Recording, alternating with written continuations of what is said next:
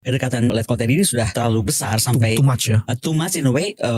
Saya sih yakin menteri-menteri itu bekerja sebenarnya dan banyak badan itu bekerja. Apakah tapi report itu masuk as it is gitu? Bagaimana Bu Koni melihat Pak Jokowi yang sekarang sedang tur kemana-mana, kan bukan karena mau nemenin orang nonton bola kan? Ya gimana ya Pak? Jadi yang saya khawatirkan kita ini bernegara nggak demi kepentingan nasional tapi demi pemilu. Paling dekat saya ngomong sama Pak Prabowo itu melalui Pak Dasko. Dan coba kita lihat betapa menariknya negara ini. Saya ngomong sama Pak Dasko, ditanya oleh Pak Dasko karena beliau akan ketemu presiden besoknya. Saya ditanya apa depan orang banyak, ada Ferry Amsari, ada Akbar Faizal, ada semua orang. Terus ada yang merekam, terus viral. Lah, menterinya jadi marah sama saya gitu loh. Pada sekolah jajan menerima pesan gak marah. Jadi ada kesan bukan cuma Pak Prabowo ya, tapi even menteri-menteri ini kalau ada berita buruk, tukang posnya dibakar gitu.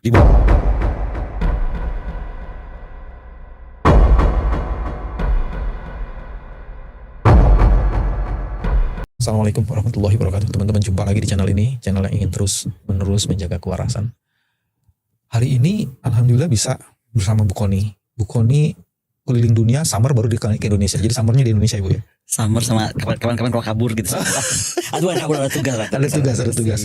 Ada situasi geopolitik internasional sangat memanas. Tapi sebenarnya juga situasi di Indonesia sendiri tidak baik-baik saja. Bahkan kemudian ada yang mengatakan Indonesia bangkrut gitu kan Bu. Gimana menghubungkan internasional dan Indonesia sementara situasi di kita ini lagi tidak baik-baik aja? Kalau dikaitkan ke dunia internasional kita harus tahu lah bahwa urusan Iran sama Amerika ini nggak sesederhana yang kita harapkan. Panjang ya masih jalannya. Dari pagi saya bertemu sama tokoh Timur Tengah, Nasir Tamara, yang pernah mewawancara Khomeini dan lain-lain, dan dia memberikan buku tentang revolusi Iran. Saya jadi makin paham bangsa Iran tuh ya sama seperti bangsa Rusia ya, mereka tuh bangsa yang sangat liat gitu. Jadi akan beda penyelesaian yang kita harapkan dari nation to nation sama nation to empire used to be.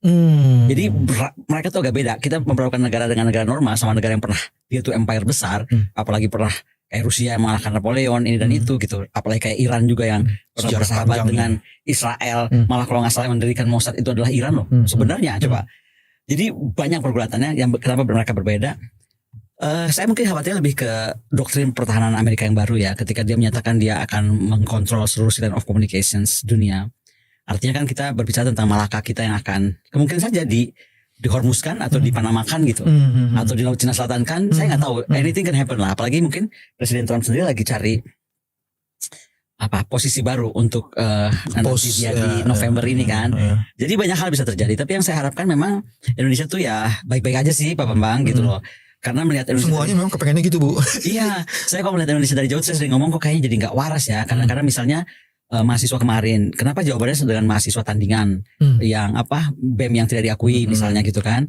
Kenapa ada ya kita tahu lah baca berita kunjungan yang ternyata dibayar mahasiswa datang yang dibayar.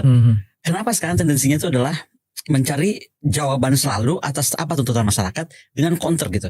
Jadi yang saya khawatirkan tuh masyarakat akan dibenturkan dengan masyarakat. Atau mungkin tidak niat untuk membenturkan masyarakat dan masyarakat, tapi saya kan ngalami. Saya menyatakan sesuatu, buzzer keluar. Itu kan berarti kan masyarakat itu masyarakat juga.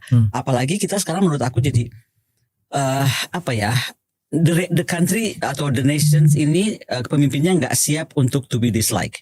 Padahal to be disliked itu menurut aku boleh-boleh aja, karena kalau kita mau menjadi negara yang lebih betul, lebih waras, sometimes memang kita harus mengambil risiko untuk tidak disukai gitu. That is a part of the democratization. Yes, it's a part of democratization, dan dari situlah kita belajar gitu.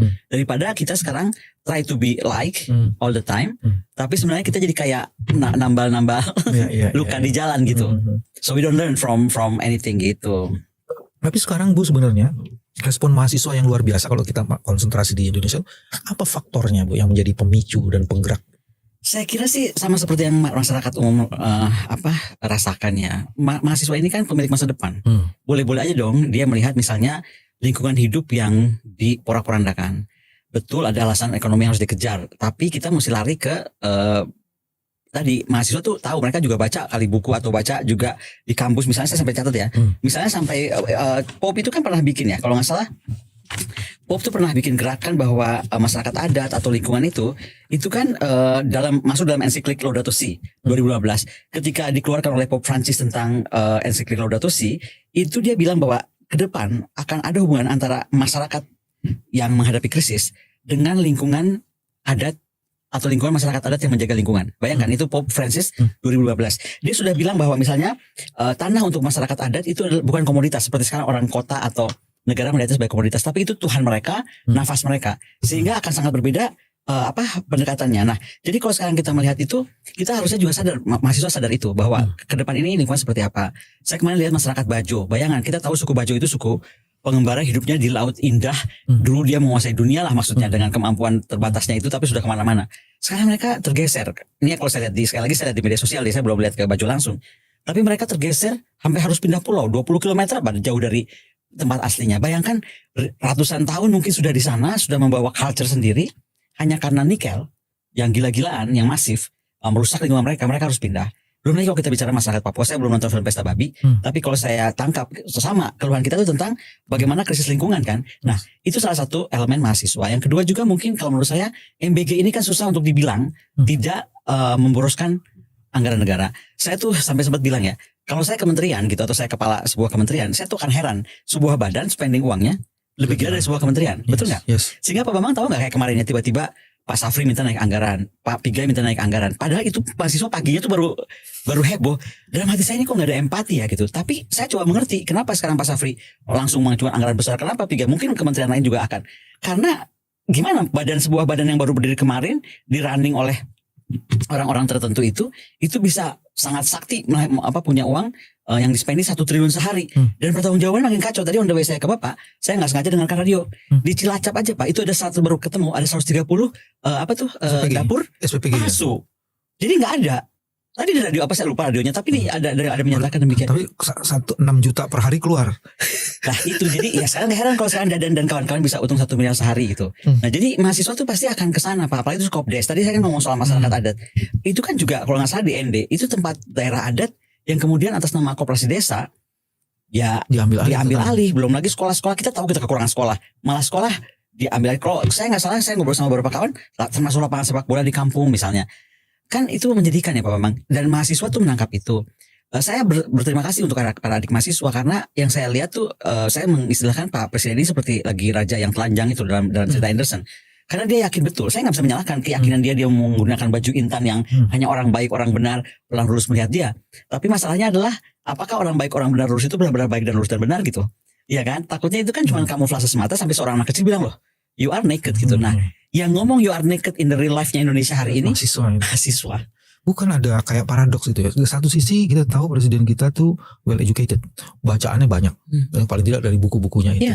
Terus yang kedua, kebijakan yang diambil itu tidak menunjukkan bahwa betul ada riset berbasis pada R&D yang benar. Itu kayak jadi paradoks itu. Padahal buku paradoksnya keren gitu. Kok bikin paradoks sendiri tuh? Ya itu saya bilang mungkin lingkungannya ya tidak menjaga beliau untuk sebagaimana seharusnya. Dan ketika saya bilang lingkungan, saya kecilkan aja lah yang sekarang kita semua ributkan kan. Kedekatan Letkol Teddy ini sudah terlalu besar sampai too much ya. Too much in a way. Saya sih yakin menteri-menteri itu bekerja sebenarnya dan banyak badan itu bekerja. Apakah tapi report itu masuk as it is gitu. Karena saya dengar kan beliau harus jaga perasaannya, beliau harus jaga moodnya, beliau harus jaga semuanya. Bisa juga dong ada kepentingan kita untuk saling menjaga apapun sehingga yang masuk hanya yang baik-baik all the nice story gitu. Karena kalau saya perhatikan cara beliau pidato tuh beda ya antara PD beneran atau PD yang memaksakan PD. Ini PD-nya beneran Pak. Jadi kayaknya memang sumber informasinya diterimanya itu ya. Iya, dan dia bisa disalahkan itu kan ya. Makanya sekarang saya bilang adalah harusnya memang ada tuntutan dari siapapun itulah bahwa banyak hal sudah terjadi yang nggak benar. Contoh saya bukan anti MBG lah. Tapi kan MBG itu seperti Bapak bilang harusnya ada pilot project dulu di mana dari satu daerah spreading gitu ke daerah lain, atau di tiap pulau itu satu titik yang spreading slowly but sure ke daerah lain. Jangan sampai kayak di Jawa Barat yang sekolahnya berapa, SPPG sampai berapa kalau nggak salah saya baca 3.000-an ya Pak kalau nggak salah. Ada yang salah dari cara kita mengelola atau sampai terjadi tadi SPPG bayangan atau SPPG yang berganti-ganti nama. Jadi semuanya kan diakal-akali ya Pak ya untuk hanya menghasilkan. Kadang-kadang kita tuh kayak di ini Bu. Ini kan mulia. Tapi kan bukan mulianya how to execute itu kan. How to actualize itu. Ininya yang how-nya itu enggak, how to-nya itu yang enggak. Sebenarnya sih itu tadi saya nggak tahu apakah negara ini sekarang tuh sedang dirunning sama siapa ya. Tapi tadi yang tadi saya bilang, apakah karena terlalu eager to be like ya kan, sehingga apapun juga di-ignore. Contoh nih saya bilang seolah-olah takut dikritik media, takut di demo, takut di kehilangan popularitas, takut ini takut itu. Padahal segala ketakutan itu membawa akhirnya kebijakan negara itu nggak clear. Kebijakan negara ini nggak pro rakyat, atau kebijakan negaranya ini nggak anggaplah pro rakyat tapi tidak pro kepentingan nasional misalnya. Hal-hal seperti itu kan sangat disayangkan. Apalagi kembali Indonesia ini akan menghadapi banyak masalah yang menurut saya ya bisa datang kapan aja. Apa itu? Ya tadi dunia ini kan sedang berubah, kawasan iya. berubah, Geopolitik. konstelasi geopolitik dunia berubah, ya kan? Mencairnya Arktik, coba.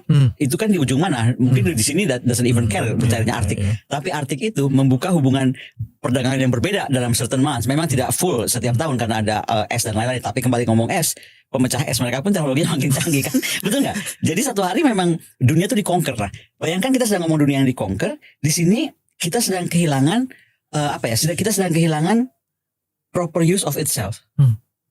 Bagaimana negara ini dirunning? Coba kalau kita lihat ya, katanya kan gini ya, negara itu punya tugas melindungi negara, mencerdaskan rakyat, menjamin keamanan, membangun kesejahteraan, apalagi menjaga masa depan, Mencerdaskan kehidupan bangsa. ya mencerdaskan kehidupan bangsa. Tapi yang sekarang tuh akhirnya negara kelihatan buat saya ya, mohon maaf kalau saya salah, tapi sibuk memerangi opini. Opini mahasiswa lah, opini guru besar lah, opini kampus, opini akademisi, opini para mantan pejabat misalnya yang dari misalnya saja kan saya sudah beberapa kali bilang mantan gubernur Bank Indonesia dan mantan menteri keuangan sudah concern dari beberapa bulan lalu, warning ke Pak Purbaya be careful dengan fiskal dan dolar gitu. Tapi kan kita lihat juga jawaban Pak Purbaya seperti apa gitu. Ya akhirnya begitu sudah dolar naik terus kemana-mana dan berefek kemana-mana, efeknya jadi mengerikan gitu. Ada juga yang sekarang jadi perhatian, Bu. Faksionalisasi kayaknya makin menguat, bukan hanya friksi. Nah, kalau ini mendorong menjadi segregasi dan polarisasi, itu kan akan membahayakan itu bahaya. Soliditas di tengah situasi yang makin kuat ini. Tapi itu terjadi, dan yang mengerikan tuh kan di antara elit itu terjadi. Misalnya bagaimana Bu Koni melihat Pak Jokowi yang sekarang sedang tur kemana-mana, kan bukan karena mau nemenin orang nonton bola kan? Ya gimana ya Pak, jadi yang saya khawatirkan kita ini bernegara enggak demi kepentingan nasional tapi demi pemilu. Coba deh kalau kita lihat, kan boleh gak kalau saya tarik garis sederhana, oh kalau gitu kalau negara-negara berkepentingan memikirkan kepentingan nasional kan dia mikirkan tadi teknologi yang makin canggih, kemudian industri yang makin hebat, ya kan, kemandirian atau keberdikarian bangsa yang makin tidak terbantahkan. Nah kita jangan-jangan nih Pak, nggak kesana kejauhan kalau kesana, jadi kita cuma mikir per 5 tahun. Contoh sekarang, misalnya, saya udah dengar banyak berita, ada buku beredar Gibran 2029 misalnya. Saya belum lihat bukunya Pak, tapi ini banyak yang bilang ya. Nah, kalau memang iya, lu kok berani banget itu loh bikin Gibran 2029, sekarang masih 2026, sekali lagi nih kalau benar ada buku itu Pak ya. Sekarang masih tahun berapa, dan kalau ada Gibran yang Gibran, berarti ada Gibran-Gibran lain yang sedang mempersiapkan diri jadi 02 atau 01 atau apa, saya nggak ngerti. Nah, apakah kita akan fokus hanya gaining something to achieve that every 5 years elections, atau apa itu mungkin pertanyaannya. Jadi sebenarnya kita tuh banyak defisit ya, defisit kenegarawanan, defisit cita-cita. Defisit cita lagi. Iya kan Bu? Kan kalau ukuran cuma 5 kan miopik banget itu.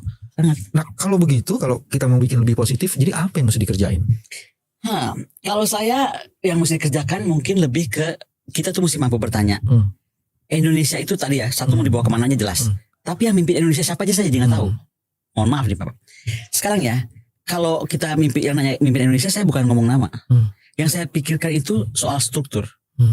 Apakah kebijakan kita ini, bernegara ini dibuat oleh negara, betul-betul negara dengan segala perangkatnya tadi, ya kan? Ada Lemhanasnya, ada Wantanasnya, ada Menko-nya, ada semua tuh betul-betul integrasi. Apakah oleh partai?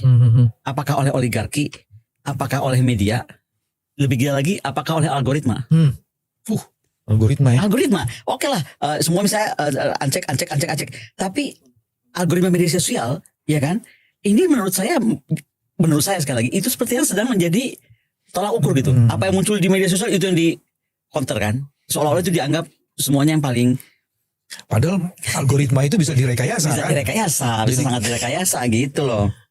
Terus Bu gini Bu, saya tuh ini kayak kita defisit kenegarawanan kan dulu ya, kalau ngelihat Bung Karno di awal. Agus Salim, ya. Apa namanya Ali Sastro Hamijoyo, Ali Sastro, Habib Yasin, itu kan levelnya dunia, Tan Malaka, memberikan kontribusi pada dunia, terus menjaga bangsa ini dengan membuat aturan-aturan melalui perdebatan yang sengit. Ini sekarang kita nggak ada perdebatan karena harus yang baik-baik aja. Bagaimana perdebatan? Even partai yang menurut saya terserah dia menyebut dirinya penyeimbang lah atau apapun, itu hak dia lah. Dia pengen jadi partai penyeimbang, artinya tidak masuk ke dalam rombongan besar itu. Coba nggak hujan nggak angin sekarang tiba-tiba dikoyo-koyo dengan posisinya yang menjadi penyeimbang itu. Jadi maunya negara ini apa? Kita jadi satu partai kayak Cina. Ya udah kita rubah aja jadi sekali satu partai daripada partai rame-rame bergabung jadi satu against yang satu ini gitu. Kalau saya mau namanya itu partai oposisi atau penyeimbang atau apapun namanya nggak penting, yang penting kita perlu dia. Karena siapa yang akan mengkontrol secara politik ya sekali lagi ya. Nah itu, kedua siapa lagi penyeimbang? Mahasiswa. Ketiga kampus. Jadi saya nggak terlalu sepakat kalau Pak Prabowo tuh ngomong apa itu FGD gitu. Loh, FGD ini sebentar. FGD memang kalau cuma pelengkap penderita hanya kelihatannya ada FGD misalnya. Saya nggak tahu apakah sebelum MBG itu ditetapkan memang sudah ada FGD. Yang FGD-an mungkin. Tapi yang saya maksudkan tuh FGD yang betul-betul forum group discussions yang melahirkan pemikiran. Disitulah negara itu punya kompas kan. Pemikirnya tuh mengarahkan kemana gitu. Jadi saya nggak ngerti kalau sampai ada kalimat apa FGD. Kok jadi kayak sesuatu yang tertawaan gitu buat beliau. Siapa yang feeding beliau bahwa FGD itu sesuatu yang patut dinyek dan ditertawakan? Itu saya wondering gitu. Padahal kan di mana-mana demokratisasi syaratnya substantial participation kan. Yes, Nah, exactly. kalau itu nggak ada terus bagaimana kita mau ngomong demokrasi kan? Dan lebih gila lagi, yang lebih sedih lagi adalah sekarang negara ini tadi karena dia kehilangan proper use of itself, dia betul-betul jadi kehilangan kelima kewajiban dia. Betul kan? Yes. Karena sibuk yang lain. Sebenarnya apa yang dia ingin capai ya? Coba gini ya. Kita kalau bicara tentang negara normal ya kan? Normal itu guru dibayar layak. Betul Pak? Yes. Kemudian dosen itu hidupnya terhormat. Bukan gajinya di bawah supir SPPG. Kemudian listrik tersedia, nggak usah mati-mati lampu sampai pengusaha ikan hias mati semua gitu kan. Transportasi jalan, hukum bekerja, polisi dipercaya. Tentara harus profesional dalam arti siap perang. Nah sekarang kenapa politik kita yang modern ini menjadikan ini tuh sekarang